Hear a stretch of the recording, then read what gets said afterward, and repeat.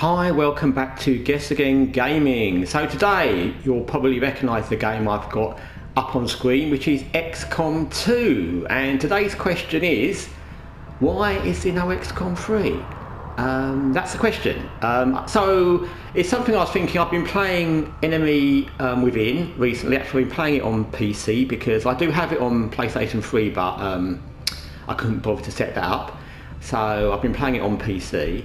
And while playing that, and I prefer that to XCOM 2 actually, for reasons I'll probably go into in a little bit, I've been thinking, why is there no XCOM 3? And I'm not going to go into a deep dive on what Firaxis do, or why they've been making other games, or what they've been doing with their time, because that's not relevant. Many games companies, or in fact all games companies, have many games. Some have multi amounts of games that they are working on. And they all have different franchises they own, and ones they work on more, and they'll concentrate on one particular game. I get that.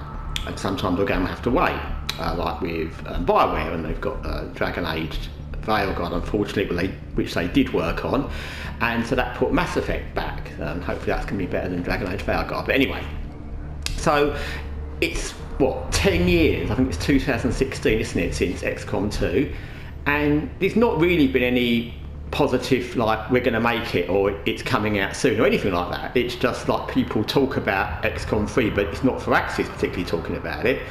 And I've never heard any commitment to making or anything about a date when it might be made.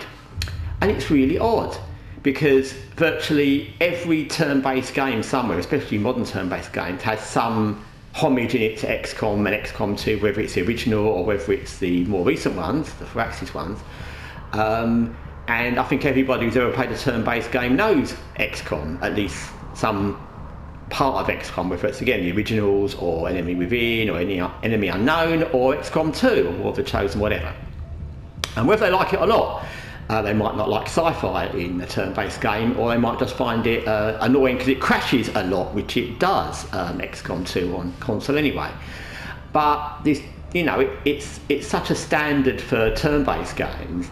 And there's so many games that are made nowadays that are remasters that nobody really wants, remakes, remasters, sequels to games that nobody really wanted, sequels that are rubbish, new games that come out that are rubbish. And XCOM 3, if it was made, would have a huge following. Of course it would, because it's such a big and well-known franchise.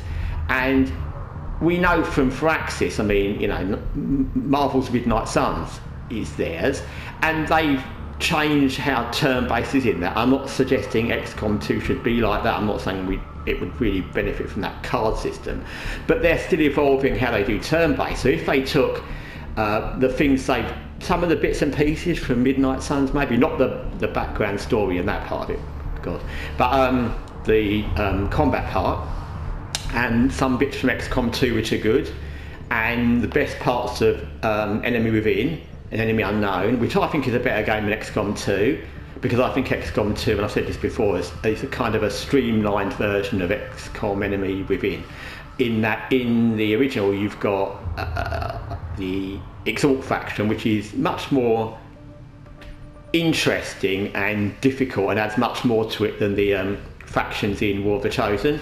They're just kind of other people giving you odd bits of missions, and they give you a different type of unit. But I think the extra enemy in Enemy Unknown and Enemy Within is really interesting. Then you've got the meld thing, which is completely gone from this, which I think is really interesting, and the fact that all the different, they're called assault in that, but it would be what is a ranger in XCOM 2. They've got different guns and different things, so they've got plasma guns and laser guns and these scatter guns, and that's just for the assault. Whereas in XCOM 2, all your rangers have the bog standard same gun they will upgrade to. I know they've got mods, but it's not the same. So I think there's lots of things that are better about Enemy Unknown, Enemy Within. There's good things about XCOM 2 as well. And they could take, like everybody does, from not just their own games, but from other turn-based games that have been made since, and they could put it all together, and I'm sure Firaxis could make a fantastic XCOM 3. Of course it wouldn't impress everybody doesn't like anything, but it will be really popular, and as long as they didn't completely mess it up, which I don't think they would. Marvel's Midnight Suns was an interesting game, and it shows that that their heart's in the right place, and they're trying to do good things with turn-based games. it would be such a good seller, it'd be so popular. I think it's even such a well-known game, and there's so many options with it. You could even get an XCOM free, and then you could think of a spin-off, or they could make a subsidy game that's got some other part of it going on, because it would just be another turn-based part of the XCOM world. I think it's such a lot you could do with XCOM, and it's just been left to die, and it's so sad, because yeah, there's not that even many turn-based games on console, to be honest, compared to Steam and platform PC. Yeah, on PC there's lots of kind of sci-fi, apocalyptic, those kind of games, zombie turn-based games, colony ship. There's a new one called Cyberknight Flashpoint actually, which is interesting, but yeah, there's not any that are XCOM, and although there's lots of people say they're a bit like XCOM, they're not XCOM. And we want XCOM back. We might not want Bradford back because he's really annoying, but we would like XCOM back, and it's a shame that it's just been left. Anyway, that's my thoughts, and like I said, it's not a deep dive into why it's not been done. I'm sure Firaxis have their reasons, I'm sure they've had other games to concentrate on, but I mean, I don't know what the sales were for Midnight Suns, for example, but surely the sales for XCOM 3 would have outweighed that. So it's just strange where they've got a franchise that would absolutely be dying for a third instalment, and it's not like it's been done to death at all, and turn-based games are really popular, and many of them have been made really popular by the XCOM franchise. So anyway, thanks for watching Guessagaingaming. Till next time, take care for now.